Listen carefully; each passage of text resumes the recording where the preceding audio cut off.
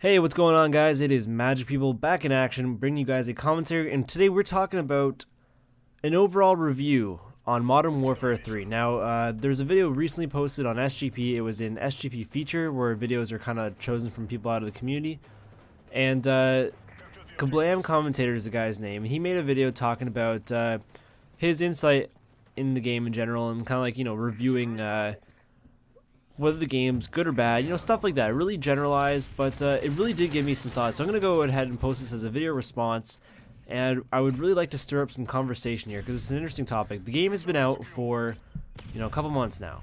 It's been out for long enough that people can, I think, fairly say they have a really solid grasp. And on top of that, the people who hadn't quite bought it yet, you guys probably got it for Christmas. So, I mean, it's definitely had more than enough exposure now, and enough people know what's going on. So now, there's the obvious things that people said right away, and I'm just going to quickly mention those as well. There's the changes compared to Black Ops. I mean, what they did do, in my opinion, was they did a good job of making it better for the average player. Now, the reason why half the people who play really well and post great gameplays and stuff like that is because they've learned the game, they've learned the spawn systems, they've learned what to expect. And that's allowed them to get these crazy scores, crazy kill streaks going on. And this is really obvious in Black Ops, and especially on games like Domination, but even really in Team Deathmatch. I mean, the maps were much more linear, as in they had one side versus the other. If your team progressed far enough along one side, it was pretty reasonable to expect that the enemy team would be spawning behind you at a certain point.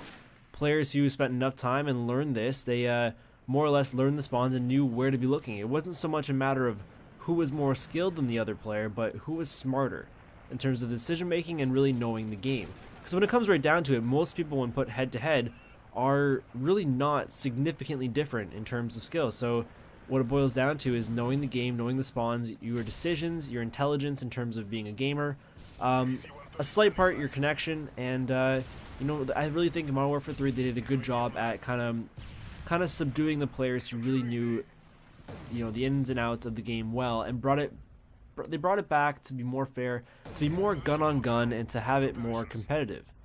This way you're not going to get guys who are going like 6 and 27 as consistently, and like those players, they have no reason to play the game. They don't want to go and buy the next Call of Duty because all they're doing is getting schooled in the one they own. Modern Warfare 3 did a good job of leveling the playing field, and the reason why I noticed this as much as I do is I was one of those players who knew the spawns. Modern Warfare 3, comparatively, you have maps which are much more, let's say, more of a square versus a rectangle, or more of a circle versus like an elongated map. And what results in this is a revenge spawn system, it feels like, where you'll kill a guy, and instead of him spawning somewhere across the map where you would expect him to, because of the shape of the map and because of the way they're laid out, especially with their urban style with many different ways to get to the same spot, they could be spawning in any number of places, and it makes it a lot less predictable. You get shot, you get killed in the back a lot more because the spawns are so more sporadic, and that really does take some skill to adjust and adapt to that, which admittedly I've not played enough, and I'm not maybe as good of a gamer as I could be to do that well enough. So I noticed that my KD has gone down. I had about a 1.7 in Black Ops, and I was doing the odd game where I'd get bored or pissed off and would try like C4 only, stupid stuff like that.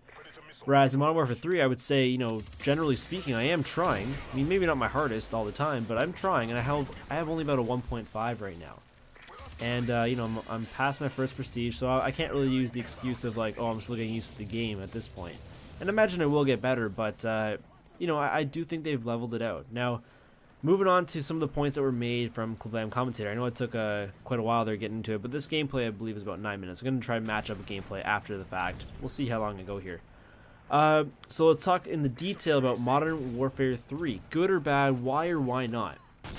So some of the points made by Kablam Commentator was he talked about the realism of the game. And he kind of related that to some of the perks and death streaks and stuff that he didn't like based on realism to a general extent. I want to kind of touch upon that and expand my own thoughts. So first off, if you are looking for a game, especially a shooter that has a realistic feel, don't buy Call of Duty. I think it's safe to say by now that, Call of Duty is not a game to be compared to realistic. And, as much as half of you hate this, half of you love it, if you want a game that's going for realism, go and buy and play Battlefield. that is actually probably one of the better games in terms of realism, in terms of you know, modern combat and stuff like that. That being said, you get a much different game experience, and that is a commentary for another day. Call of Duty is like, seriously, think about it. You have all these ridiculous attachments, you're running around like a clown, and you know, it really is stupid if you really think about it. It's really fun. We've all grown up loving this game. It's a lot of fun, but if you really think about it in terms of realism, it's a joke. It's stupid as hell. You know, if you're really looking for real, like I said, go get Battlefield, or go join the army, and just keep in mind there's no respawning there. So to kind of move in, we've got, I talked about spawning, I talked about realism, I want to talk about death streaks, and one point was made about second chance slash dead man's hand.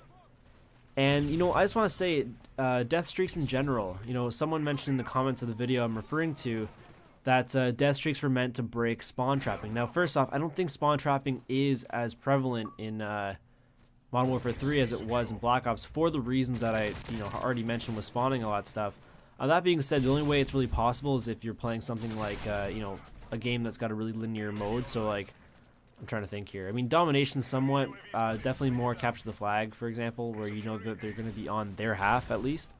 But even then, I don't think spawn trapping is as big of an issue. So now death streaks, the way I see it is, it really is just the pussification of the game. It's the companies catering to the average gamer or the crappy gamer, the marginal gamer, I like to say, the ones who, as easily as they can buy it, they would easily say, screw Call of Duty, I'm not going to play this anymore. And from a business perspective, you want to hold on to those gamers, because there's a lot of them. There's a huge percentage that are marginal gamers. As sad as it is, they know that the rest of us are kind of like sheep. We're going to play it and buy it no matter what, and we'll bitch and complain about whatever we don't like.